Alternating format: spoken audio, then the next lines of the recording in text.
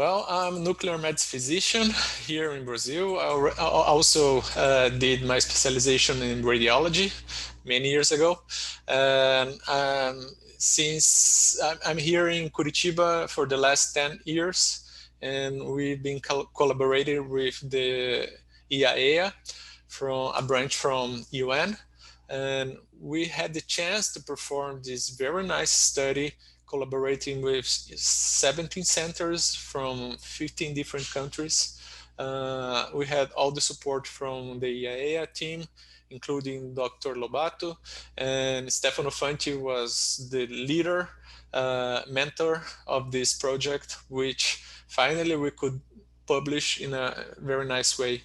And I hope we can discuss this in more detail. As you probably know, we have a lot of publications from Europe about PSMA and now also from Australia as well, but we have very few data and solid data from developing countries, right?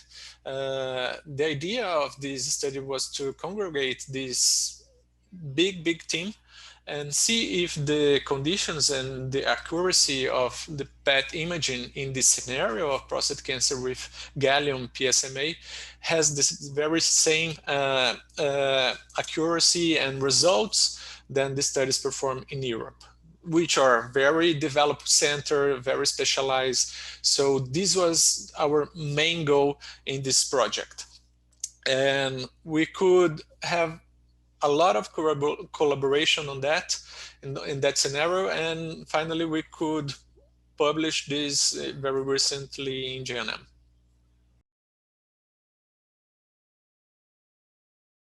So the idea was to evaluate patients in biochemical relapse in an early stage of BCR. We had the inclusions criteria that patients had to have PSA less than 4. It was allowed to have PSA between 4 and 10, but only if with MR negative and bone scintigraphy negative. And that was the main including criteria. Of course, the patients had to be submitted to previously to radiotherapy or radical prostatectomy. And all patients were submitted to gallium PSMA 11 as radiotracer, and all the images were reviewed centrally here in Curitiba.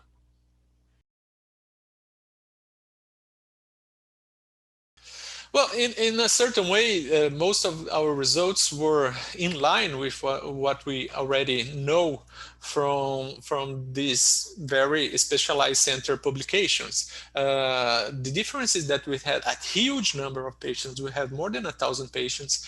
And what we found was in a similar fashion way about the positivity rates. We found that the positivity PET imaging was correlated with the Gleason score. The higher the Gleason scores, of course, the higher is the chance of the patient to present a PSMA positive scan. The PSA at the PET time was also correlated to the positivity of the scan.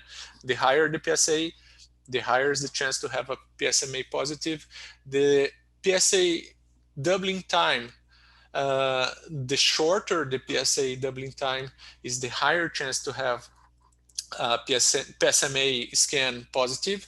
And what we found that was really interesting, and this is somehow new, is that patients that were treated primarily with radiotherapy also had more chances to have a PSMA positive scan.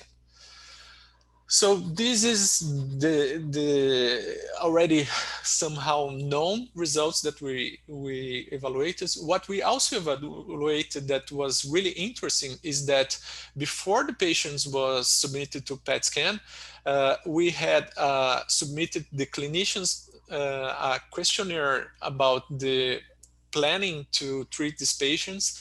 And after the PSMA, we submitted the same questionnaire, and we found that more than 65% of the patients would have their treatment changed based on the PET results. And the most important finding, in my opinion, is that we had no statistically difference between countries and continents. We analyzed by this income from the countries and also by continents, and there was no difference in the results between the patients from Italy, from Europe, and the patients in more developing countries.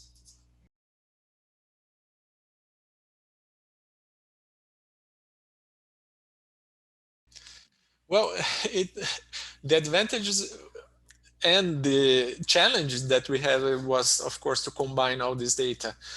We had three in-person meeting and more than 1,000 emails. Review all the scans was not easy, so we had to receive this data here in Curitiba. This was a big challenge, and of course we have to being in contact with all the centers to check the CRFs, and this was a big challenge also. And we had no support like big companies, big pharmas to support us. So this was mainly done by ourselves. This was a great challenge, but the advantage is, of course, that we have a very good number of patients in very different countries and different centers, and this is, in my opinion, the best way to see how this high-level technology works in a more day-by-day scenario, in different scenarios, different cultures and countries. I just need, of course, to acknowledge everybody that really supported us on that. I could not be more thankful from EIA, from the support to bring all us together and all those countries with all those teams. You know, it's not only the nuclear medicine department, the PET centers that were involved. We need the involvement of the urology, pathology, with the involvement of oncology. So this was a big, big effort of a lot of people, and I'm really grateful for this collaboration that we could work.